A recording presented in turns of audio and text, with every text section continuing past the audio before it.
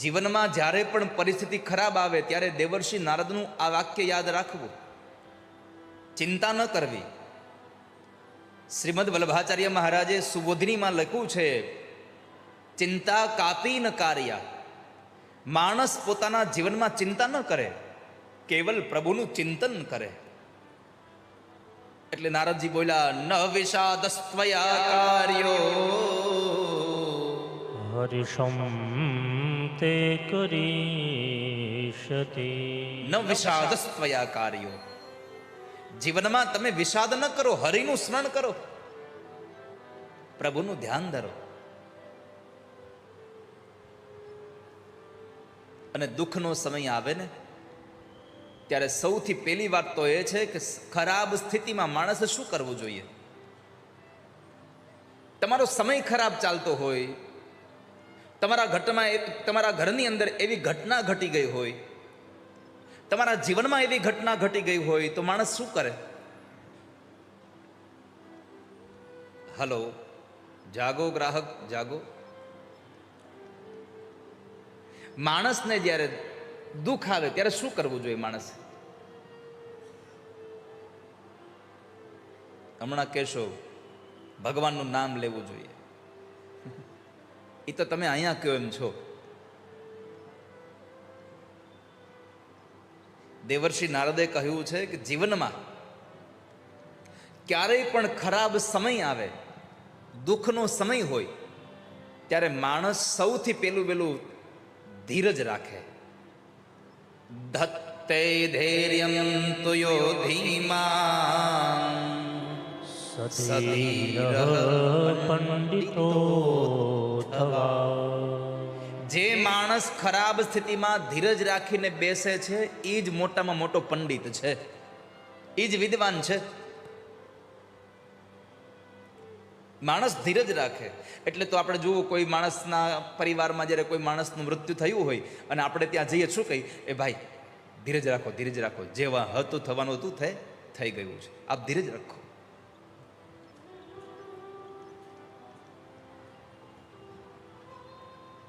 તો દેવર્ષિ નારદ ભક્તિના મનની અંદર થયેલા સંતાપને સમાવવા માટેના પ્રયત્નો કરતા હતા.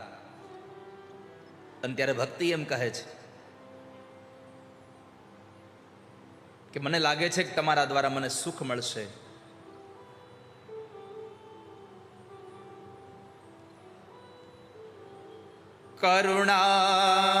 કરુણાવરેણ હરિણા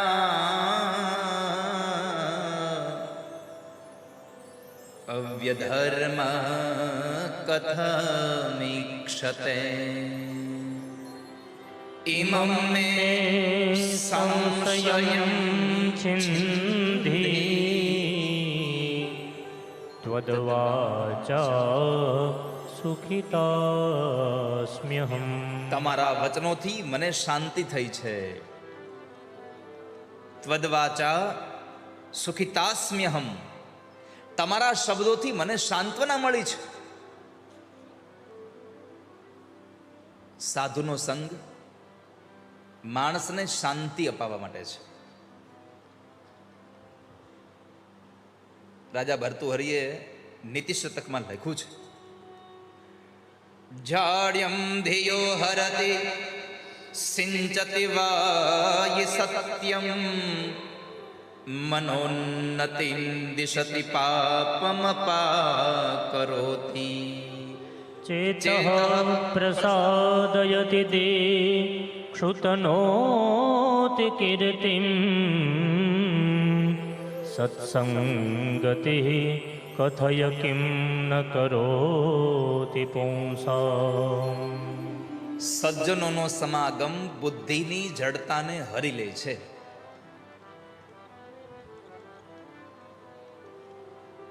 સાધુનો સંગ થાય તો ખરાબ વૃત્તિ છૂટી જાય. કોઈ મહાપુરુષનો સંગ થાય તો આપણી ખરાબ વિચારધારાઓ છૂટી જાય. સાધુનો સંગ સત્ય બોલવાનું શીખવે છે. ગમે તેવી સ્થિતિ આવે સત્ય બોલતા જાઓ એટલે એકના એક દિવસે તમારી જીત થશે થશે ને થશે, એમાં સંશય નથી. માણસ સત્યનો આશ્રય કરે, સન્માનની ઉત્તમતા બતાવે છે સાધુનો સંગ. બીજું, પાપને દૂર કરે છે. ત્રીજું, ચિત્તને પ્રસન્ન કરે છે. સાધુ પાસેથી જઈને આવીએ, શું કહીએ? અરે મજા આવી ગઈ હો, પેલા બાપુ પાસે બેઠા તો સત્સંગ એવો થયો ને, મજા આવી ગઈ. માણસનું ચિત્ત આનંદિત થઈ જાય છે એટલા માટે. અને સાધુનો સંગ દિશાઓમાં તમારી કીર્તિને ફેલાવે છે. માટે માણસ સજ્જનનો સંગ કરે આવશ્યક છે. સારા માણસનો સંગ થઈ જાય તો માણસનું જીવન સુધરી જાય. નારદે શાંતિના વચનો એને સંભળાવ્યા. ભક્તિ કહે છે, મારા મોટા ભાગ્ય કે તમે મને મળ્યા, મદ ભાગ્ય ન સમાગત. આપ મને મળ્યા એ મારું મોટું સૌભાગ્ય છે. નકર તમે ક્યાંથી મળો અમને? તમારા વચનોથી સુનિતના દીકરા ધ્રુવને અવિચલ પદ મળ્યું. કયાધુના દીકરા પ્રહલાદને ભગવાનનું ધામ મળ્યું. જયતિ જગતિ માયા યસ્ય કાયાધવસ્તે વચન રચન મેકમ કેવલમ ચાકલય્ય. ધ્રુવપદમપિ યાતો યત્કૃપાતો ધ્રુવોયમ સકલકુશલપાત્રમ બ્રહ્મપુત્રમ નતાસ્મિ. હે બ્રહ્માના દીકરા, હું તમને પ્રણામ કરું છું. જયતિ જગતિ માયામ યસ્ય કાયાધ વસ્તે. તમારા એક વચન માત્રથી આ સંસારના જીવાત્માઓનું સુખ થઈ જાય છે.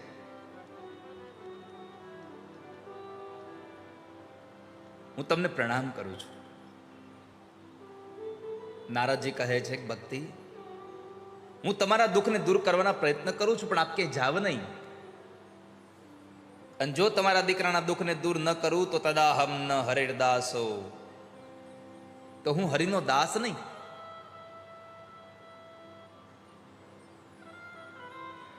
આપ અહીંયા જ રહો, તમે ક્યાંય જાવ નહીં. તમારે ક્યાંય જવાની જરૂર નથી. પણ હું તમારા દીકરાનું દુઃખ, તમારું દુઃખ દૂર કરું ત્યાં સુધી તમે પરમાત્માનું સ્તવન કરો, તમે પ્રભુની ભક્તિ કરો. કારણ કે ભગવાન ભક્તિથી રાજી થનારા છે. પ્રભુ પ્રસન્ન થશે તો બધું જ થઈ જશે. ભગવાન જેના ઉપર રાજી, એના ઉપર આખી દુનિયા રાજી. વાલા ભક્તો યાદ રાખજો, જેના ઉપર ભગવાન રાજી એના ઉપર બધા રાજી. જેનાથી ભગવાન નારાજ એના ઉપર આખી દુનિયા નારાજ. અરે જેનાથી ભગવાન નારાજ હોય ને એના ઘરના લોકો નારાજ હોય એનાથી. અને જેના પર ભગવાન રાજી હોય એના ઉપર એનો દુશ્મન રાજી હોય કે ઓહો, હું મારો દુશ્મન આગળ વધતો જાય છે. તમારા પર ભગવાન રાજી થવા જોઈએ. અને ભગવાન મળે એટલે બધું મળી જાય.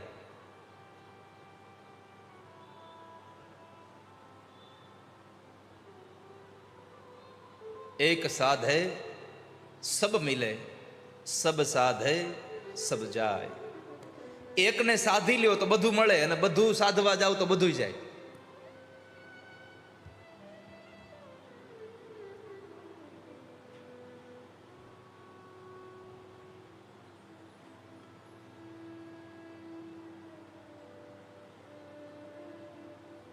માણસ એક પરમાત્માને સાધી લે, ખાલી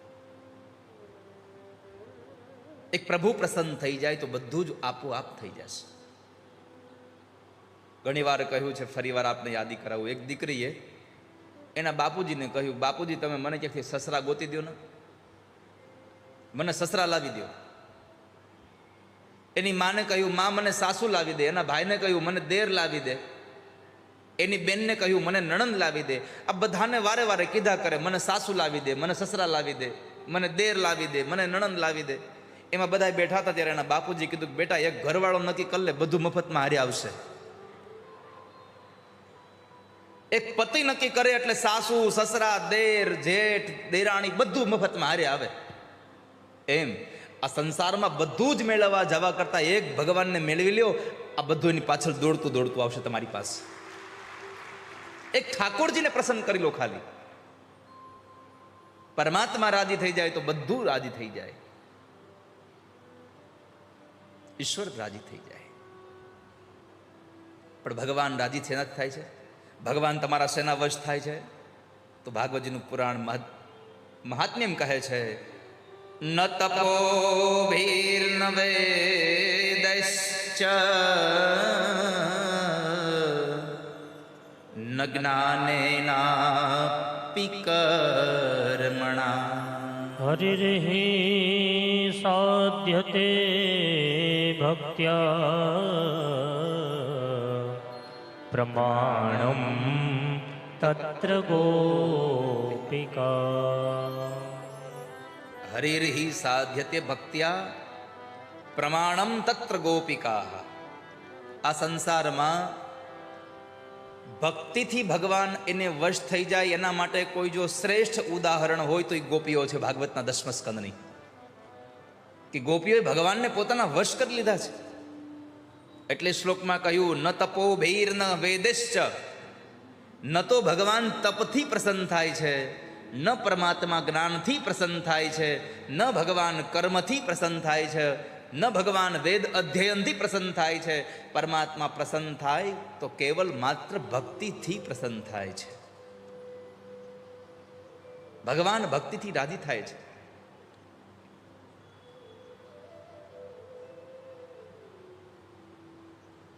જેના ઘરમાં ભક્તિ જ્ઞાન એ ઘરે આવે છે ભગવાન.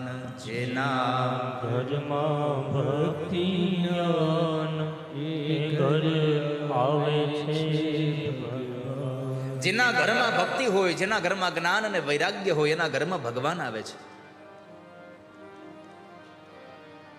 માટે ન તો ભક્તિનો તિરસ્કાર કરવો, ન ભક્તિને કરનારા ભક્તોનો તિરસ્કાર કરવો.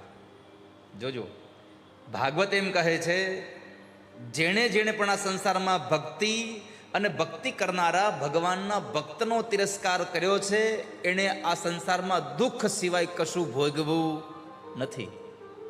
માટે પરમાત્માની ભક્તિ કરો અને એ પ્રભુની ભક્તિ દ્વારા આપણું શ્રેય થાય, આપણું મંગલ થાય, આપણું કલ્યાણ થાય. માટે તમને કહું છું, હે ભક્તિ, તમે ભગવાનનું શરણ ગ્રહણ કરો. પરમાત્માના શરણાગતિથી જ માણસ ગતિને પામે છે.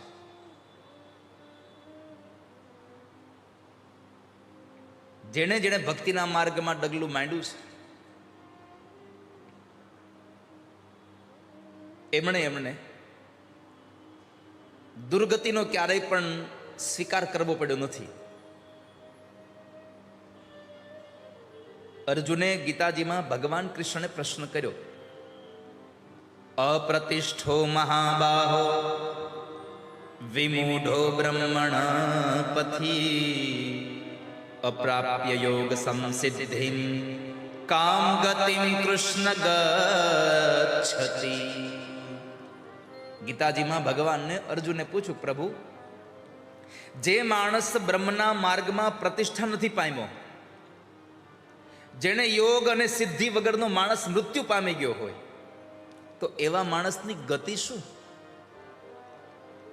એ માણસને શું થયું હોય? મોક્ષ મળ્યો હોય, દુર્ગતિ થઈ હોય, જેને સિદ્ધિને પ્રાપ્ત નથી કરી, હજી એને ભક્તિ માર્ગમાં ડગલું જ માંડ્યું હોય અને મૃત્યુ પામી ગયો હોય, તો આવા માણસની ગતિ શું?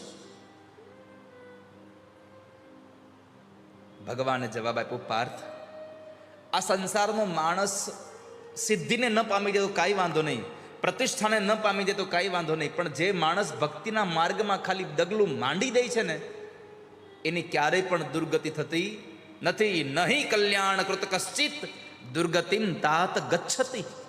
આ સંસારમાં ભક્તિના માર્ગમાં જેને ડગલું માંડ્યું છે, એને દુર્ગતિનો સામનો કરવો પડતો નથી. તો તમે તો હાથ દિવસ કથા સાંભળો છો, અને અહીંયા પૂરી થાય તો બીજી કથા સાંભળો છો, બીજી પૂરી થાય તો ટીવીમાં સાંભળો છો. તો તમારો તો ભરોસો રાખો કે આપણી દુર્ગતિ થવાની જ નથી. આપણે તો ભગવાનના માર્ગ ઉપર ચાલ્યા જઈએ છીએ, પ્રભુના માર્ગ ઉપર ચાલ્યા જઈએ છીએ. કલ્યાણ કરવા માટે થઈ અને પોતાનો પ્રયત્ન કરે એવા માણસની દુર્ગતિ થતી નથી ક્યારેય. ભગવાન કૃષ્ણ બોલ્યા છે, નહીં કલ્યાણ કૃત કશ્ચિત દુર્ગતિમ તાત ગચ્છતિ. તો કલ્યાણના માર્ગ ઉપર આપણે ચાલ્યા જઈએ છીએ. પછી તો નારદે જ્ઞાન અને વૈરાગ્યને જગાડવા માટે પ્રયત્ન કર્યા. એના કાનની અંદર વેદ મંત્રો, ગીતાજીના શ્લોક ગાયા, પરંતુ જાગ્રત ન થયા. જાગ્રત થાય આળસ મળીને પાછા સૂઈ જાય. નારદને ચિંતા થઈ હવે તો કે કરું શું. ત્યારે એક આકાશવાણી થઈ, સત્કર્મ કરો. નારદની ચિંતા વધી ગઈ. ગીતાજીના શ્લોક ગાવા, વેદના મંત્રને ગાવા, એને સત્કર્મ ન કહેવાય તો સત્કર્મ કહેવાય કોને હવે? એટલે આ વાતને લઈ અને નારદ ચાલતા ચાલતા બદ્રી વિશાલમાં આવ્યા, જ્યાં સનત કુમારોનો સંગ થયો. સનત કુમારોને કહ્યું કે ગીતાના શ્લોક અને વેદના મંત્રથી જે માણસ ન જાગે એને જગાડવા માટે શું કરવું જોઈએ? સનત કુમારો કહે છે કે એને જગાડવા માટે એક જ સાધન છે, તમે એને સત્સંગ કરાવો. એના માટે સત્સંગ સિવાય બીજું કોઈ શ્રેષ્ઠ સાધન નથી. તો તમે જ અમને સત્સંગ કરાવો. આ દુનિયામાં સત્સંગ ક્યાં મળે? સત્સંગ એક જ જગ્યાથી મળે. ભાગ્યોદયેન બહુજન્મ સમર્જિતેન સત્સંગમં ચ લભતે પુરુષો યદા વૈ. અજ્ઞાન હેતુ કૃત મોહમદાંધકાર નાસં વિદાય હિ તદો દયતે વિવેક. નાશમ વિધાય હિ તદો દયતે વિવેક. ભાગ્યથી સત્સંગ મળે. કેટલાય જન્મ જન્માંતરના પુણ્ય કર્યા હોય ત્યારે ભગવાનનો સત્સંગ મળતો હોય છે. અને સત્સંગમાં આપણે જઈએ તો આપણું કલ્યાણ થઈ જાય. સત્સંગમાં જઈએ તો આપણો ભાવ સુધરી જાય. આ બધું સાચું,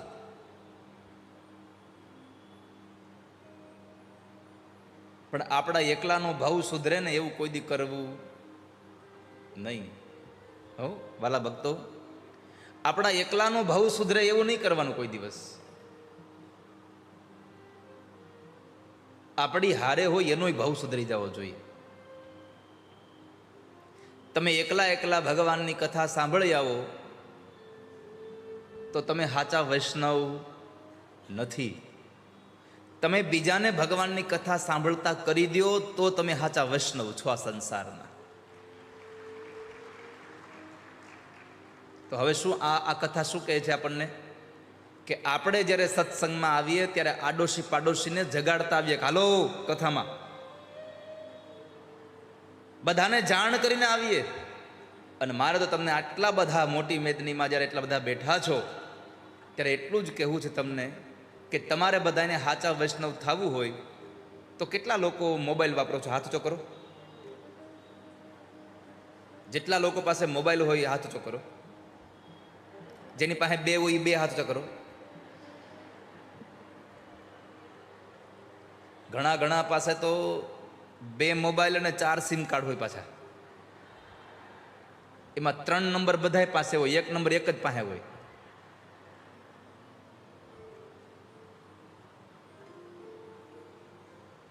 તો તમને બધાને મારી એટલી પ્રાર્થના છે કે સાચા વૈષ્ણવ થવું હોય ને તો રોજ તમારા વોટ્સએપમાં ભાવનગરમાં કે ભાવનગરની આજુબાજુમાં જેટલા પણ તમારા સગા સંબંધીઓ, તમારા મિત્રો છે, એ બધાને રોજ એક મેસેજ નાખવો કે ગુલિસ્તાન મેદાનની અંદર કથા ચાલે છે, તમે કથા સાંભળવા આવજો.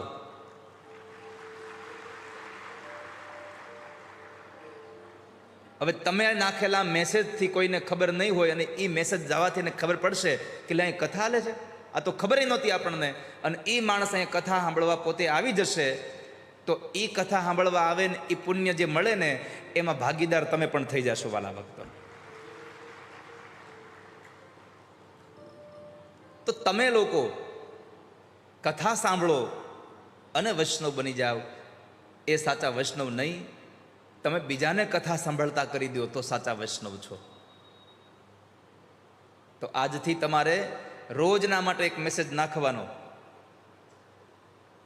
જ્યાં સુધી આપણી 9 તારીખે કથા પૂરી ન થાય ત્યાં સુધી. હો, પાછા 10 તારીખે નાખતા નહીં.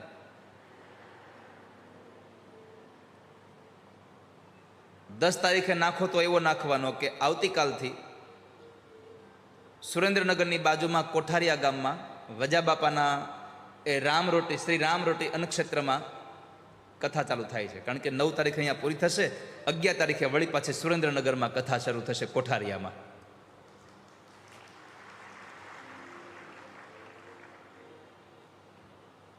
થી 17 સુરેન્દ્રનગર છે, અને 17 તારીખે બપોરે કથા પૂરી કરીને 18 તારીખે બપોરે પાછી આણંદમાં કથા ચાલુ થશે. એટલે તમે ત્યાં આણંદે આવજો, અને તમે આણંદ આવશો તો તમને આનંદ આવશે.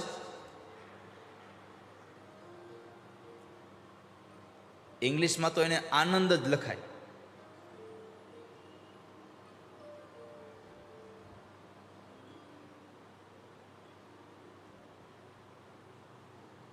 તો અહીંયા આગળ બતાવ્યું છે કે માણસ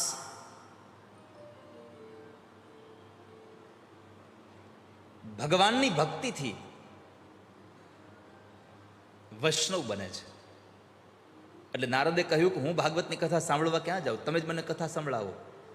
હવે નક્કી કર્યું કથા ક્યાં કરવી, તો કહે છે કે ગંગાના કિનારે આનંદ નામનો જે તટ છે, ગંગા દ્વાર સમીપે તું તટમાં નંદ નામકમ,